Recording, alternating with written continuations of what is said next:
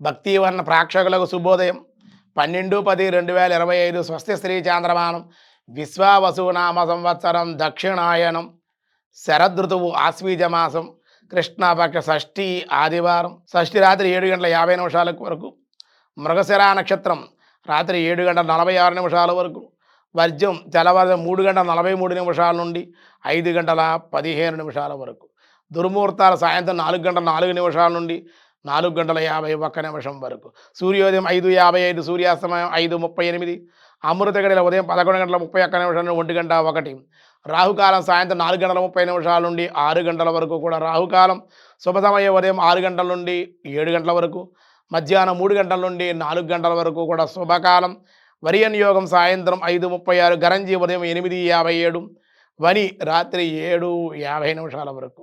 దినారంభ చక్రంలో ముందుగా మేషరాశి వారి నూతన వ్యాపారము లేదా ఉద్యోగాల్లో చేరడం, దానివల్ల కుటుంబ ఆనందం ఉంది. గణపతి ఆరాధన దర్శనము మేలు చేస్తుంది.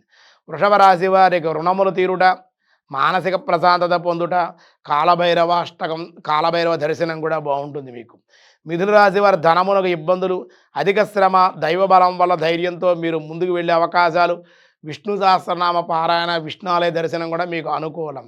కర్కాటక రాశి వారికి సంతానం ద్వారా శుభవార్తలు, కుటుంబ ఆనందం, ఇష్టదేవత ఆరాధన దర్శనము మంచిది. సింహరాశి వారి వివాహ ప్రయత్నాలు ఇబ్బందులు, విచారము, కాలభైరవ స్తోత్రము లేదా లక్ష్మీ నారసింహ ఆరాధన దర్శనము మేలు చేస్తుంది.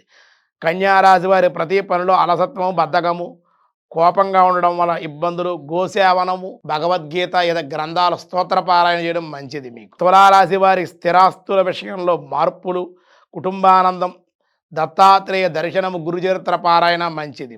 వృశ్చిక రాశి వారి వివాహాది, వృత్తి, ఉద్యోగ, వ్యాపారాల్లో అనుకూలతలు, హనుమద్ ఆరాధన, హనుమ సింధూర ధారణ పారాయణలో కూడా మేలు చేస్తాయి. ధనస్సు రాశి వారి నూతనమైన వస్త్రలాభాలు, ప్రయాణాలు, అధిక ఖర్చులు కూడా ఉండే అవకాశం. లక్ష్మీ వెంకటేశ్వర ఆలయ దర్శనము, గోవిందనామ స్మరణ మంచిది మీకు. మకర రాశి వారి సంతాన సౌఖ్యం, దూర ప్రాంత ప్రయాణాలు, ప్రభుత్వ వ్యవహారాల్లో అనుకూలతలు, లక్ష్మీ గణపతి ఆరాధన ఇంకా మేలు చేస్తుంది. కుంభరాశి వారి కుటుంబంలో సమస్యలు, స్వల్ప అనారోగ్యము, అధిక ఖర్చులు ఉంటాయి. నవగ్రహ ఆరాధన దర్శనము, ప్రధానంగా శనేశ్వర తైలాభిషేకం, తైల దీపారాధన చేయడం మంచిది. మీనరాశి వారికి మానసిక అశాంతి, ప్రయాణాలు, దుర్వార్తా శ్రవణాలు ఉన్నాయి. మీరు కూడా తైలాభిషేకం చేయడం, శనేశ్వర దశరథ కృత శనేశ్వర స్తోత్రపారాయణ, వీలైతే అగ్నిహోత్రానికి తెల్లలు శనేశ్వర హోమం చేయండి. అగ్నిహోత్రుడు నవధాన్యాలు సమర్పించండి. నవగ్రహ స్తోత్రపారాయణ కూడా మీకు మేలు చేస్తుంది. షష్ఠి ఆదివారం కూడా సూర్య నమస్కారాలకి, దానాలకి, హోమాలకి, గోసేవకి, మీ దగ్గరలోని దేవాలయ దర్శనాలకి చాలా విశేషమైన రోజుగా చెప్పబడుతోంది.